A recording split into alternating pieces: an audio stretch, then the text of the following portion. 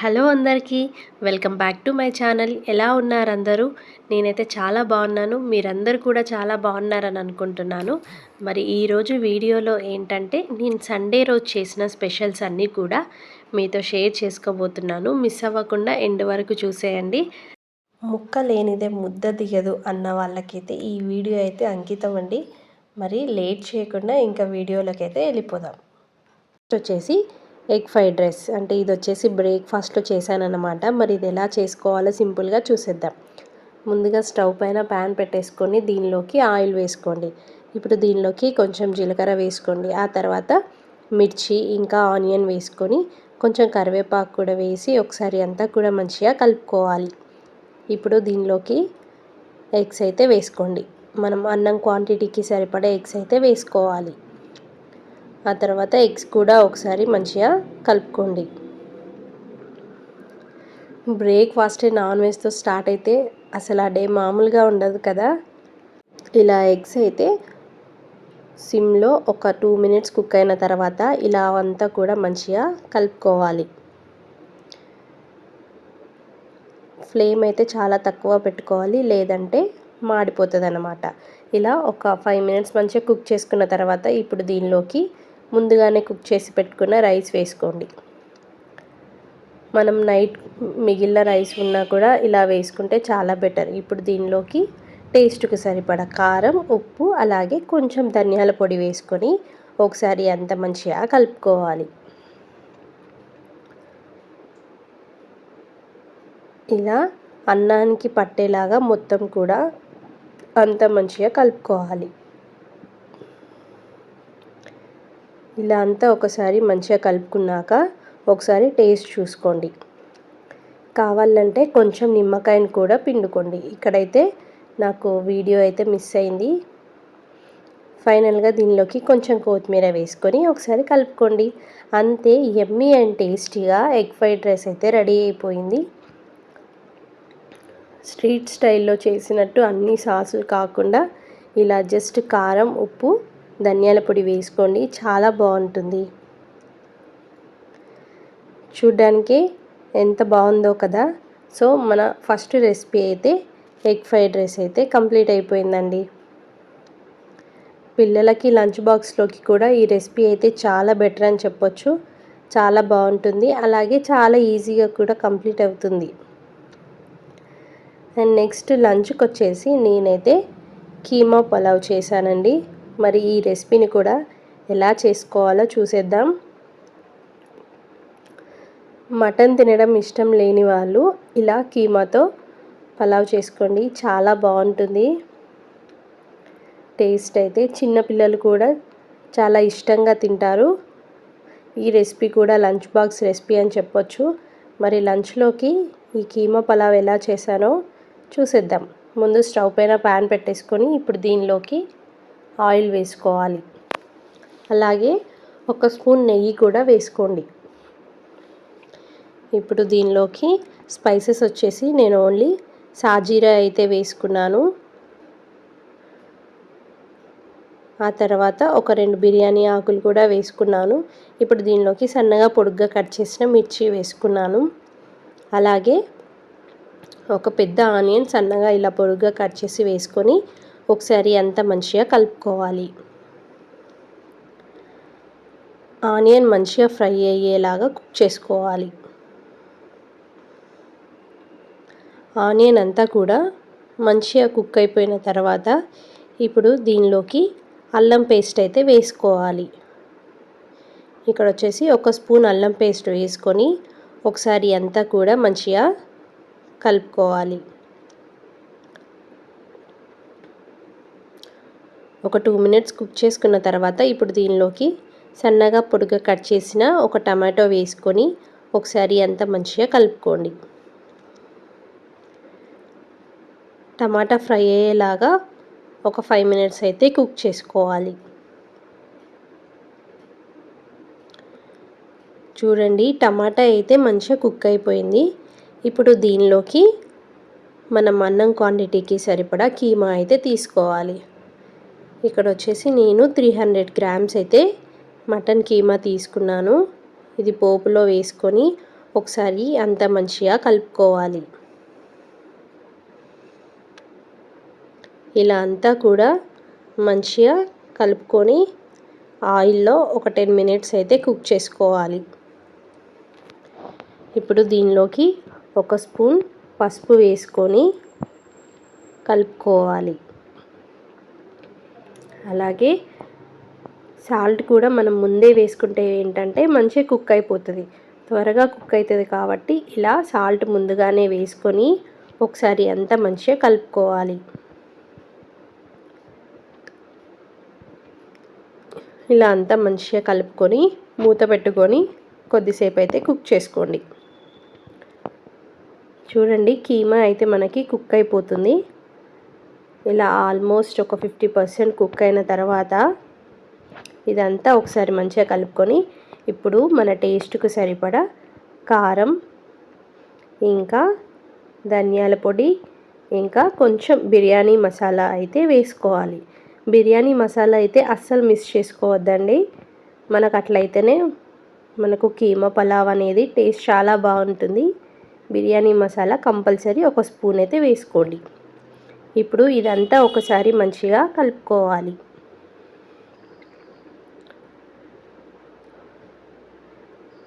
ఇదంతా ఒకసారి మంచిగా కలుపుకొని ఆ తర్వాత మూత పెట్టుకొని ఒక 10 మినిట్స్ అయితే మంచిగా కుక్ చేసుకోవాలి.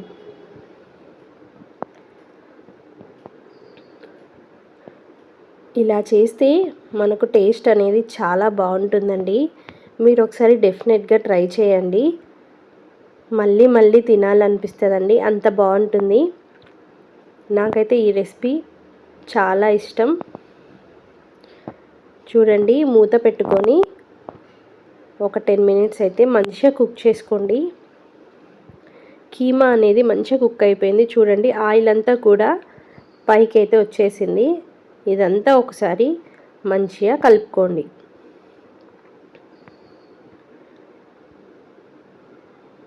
ఆ తర్వాత మనం దీనిలోకి ముందుగానే నానబెట్టుకున్న రైస్ని అయితే వేసుకోవాలి. మీరు బాస్మతి రైస్ కావాలంటే బాస్మతి వేసుకోవచ్చు, లేదంటే నార్మల్ రైస్ వేసుకోవచ్చు. నేను ఎక్కువగా పలావులకైతే నార్మల్ రైసే యూజ్ చేస్తానండి. ఇప్పుడు కూడా దీనిలోకి నార్మల్ రైస్నే ముందుగానే నానబెట్టుకున్నాను. కీమా అంతా కూడా మంచిగా కుక్ అయిపోయిన తర్వాత ఇప్పుడు దీనిలోకి ముందుగానే నానబెట్టుకున్న రైస్ని అయితే వేస్తున్నాను. ఇలా రైస్ అంతా కూడా కీమాలోకి వేసుకొని ఒకసారి అంతా మంచిగా కలుపుకోవాలి.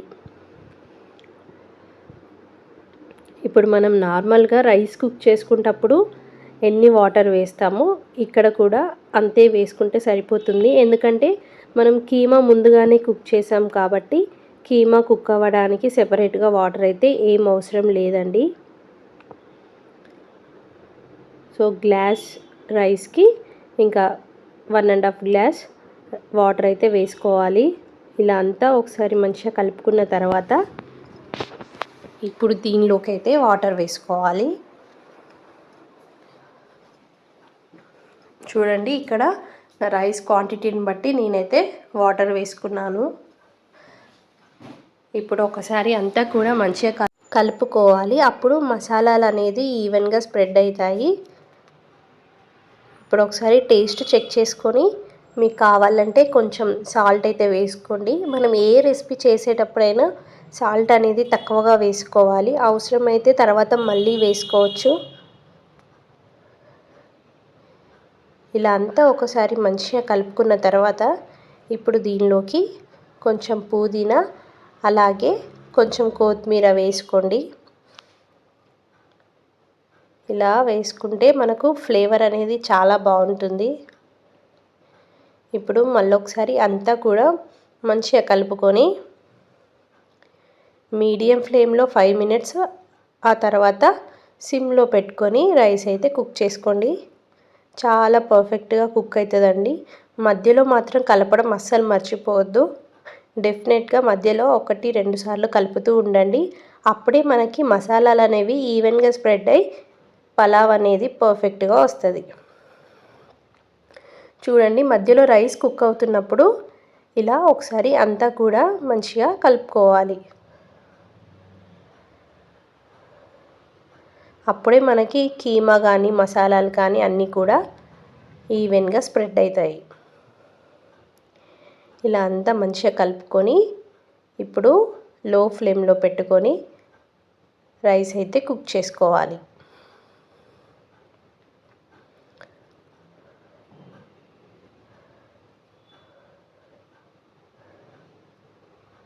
చూడండి, వీడియోలో చూస్తున్నారు కదా, మనకు మసాలాలు అనేవి ఈవెన్గా అయితే మంచిగా స్ప్రెడ్ అయిపోయాయి.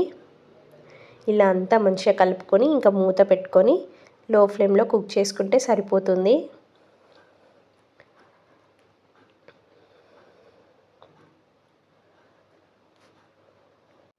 రైస్ కుక్ అయిన తర్వాత వెంటనే మూత తీయకూడదండి. ఒక 5 to 10 మినిట్స్ అయితే అలాగే పక్కకు ఉంచాలి. ఆ తర్వాత ఒకసారి ఇలా నిదానంగా మంచిగా కలుపుకోవాలి. చూడండి, అన్నం అయితే చాలా పర్ఫెక్ట్గా అయింది. టేస్ట్ కూడా అంతే చాలా బాగుందండి. మీరు నార్మల్ రైస్కి బదులు బాస్మతి రైస్ కూడా వేసుకోవచ్చు, అది మీ ఆప్షనల్. నార్మల్ రైస్తో చేస్తే కూడా చాలా బాగుంటుంది. మీరు ఒకసారి తప్పకుండా ట్రై చేయండి. ఆ తర్వాత కీమా పలావ్లోకి మటన్ కర్రీ కూడా చేశాను. మరి ఈ రెసిపీని కూడా ఎలా చేసుకోవాలో చూసేద్దాం. స్టవ్ పైన కుక్కర్ పెట్టుకొని దీనిలోకి ఆయిల్ వేసుకోవాలి.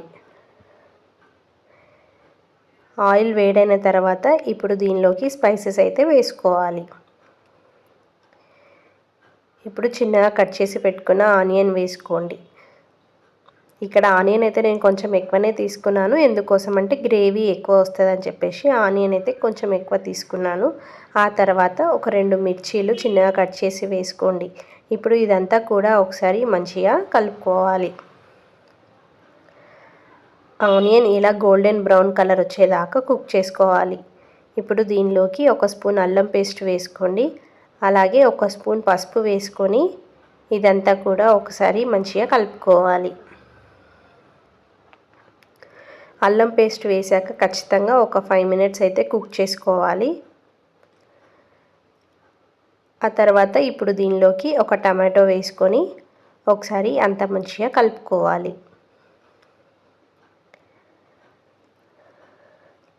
మీరు కావాలంటే టమాటో ప్యూరీ చేసి కూడా వేసుకోవచ్చు, అప్పుడు గ్రేవీ అనేది ఇంకా బాగా వస్తుంది. ఇక్కడైతే నేను డైరెక్ట్గా అయితే వేసాను.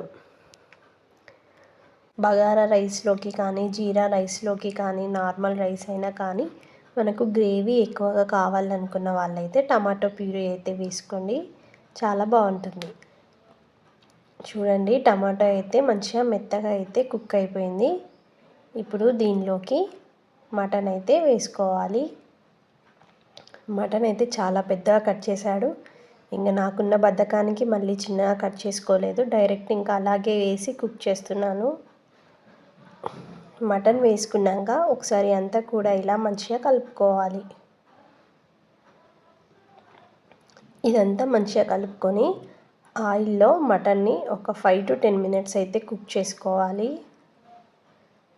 చూడండి, మటన్ అంతా కూడా మంచిగా కలుపుకొని ఊరికే పైన అలా మూత పెట్టేసి ఒక 10 మినిట్స్ అయితే కుక్ చేసుకున్నాను. ఆ తర్వాత ఒకసారి అంత మంచిగా కలుపుకోవాలి.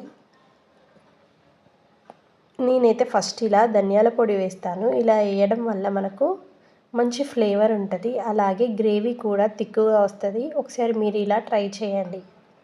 ఆ తర్వాత టేస్ట్కి సరిపడా కారం వేసుకోవాలి. జనరల్గా మనకి నాన్ వెజ్ కర్రీస్లోకి అయితే కారం అయితే ఎక్కువ పడుతుందండి, అప్పుడే మనకు టేస్ట్ బాగుంటుంది. ఘాటుగా తినడానికి చాలా బాగుంటుంది. అట్లని మొత్తం కారం కారమే తినండి అని అయితే చెప్పట్లేను. వెజ్ కర్రీస్తో పోలిస్తే కొంచెం కారం అనేది ఎక్కువ వేస్తేనే అయితే బాగుంటుంది. ఇప్పుడు ఇదంతా ఒకసారి పీసెస్కి పట్టేలాగా మంచిగా కలుపుకోవాలి. ఇలా అంతా కూడా మంచిగా కలుపుకున్న తర్వాత ఒక 5 to 10 మినిట్స్ అయితే కుక్ చేసుకోండి. ఆయిల్లో ఇలా కుక్ చేస్తేనే మనకు మటన్ అనేది టేస్ట్ బాగుంటుంది. నేను ఇలా మూత పెట్టి ఒక 5 మినిట్స్ అయితే కుక్ చేసుకున్నాను. ఆ తర్వాత చూడండి, పీసెస్కి మసాలా అయితే మంచిగా పట్టింది. ఇప్పుడు దీనిలోకి టేస్ట్కి సరిపడా సాల్ట్ అయితే వేసుకోవాలి. సాల్ట్ వేసుకున్న తర్వాత ఒకసారి అంతా మంచిగా కలుపుకోవాలి. చూడండి ఆయిల్ అయితే మనకు పైకి వచ్చింది, మంచిగా కనిపిస్తుంది కదా. సో మటన్ అనేది ఆయిల్లో మంచిగా కుక్ అయిపోయింది. వెంటనే వాటర్ పోసి కుక్కర్ మూత పెట్టి విజిల్ అయితే పెట్టుకోకండి. ఒక 5 మినిట్స్ ఏం చేయాలంటే ఒక ప్లేట్లో వాటర్ పోసుకొని కర్రీ పైన అయితే ఆవిరిగా పెట్టుకోండి. అప్పుడు కర్రీ కుక్ అవుతున్నప్పుడు వాటర్ కూడా వేడయ్యి మనకు ఆవిరిలాగా అయితే కర్రీలో మొత్తం పడుతుందండి.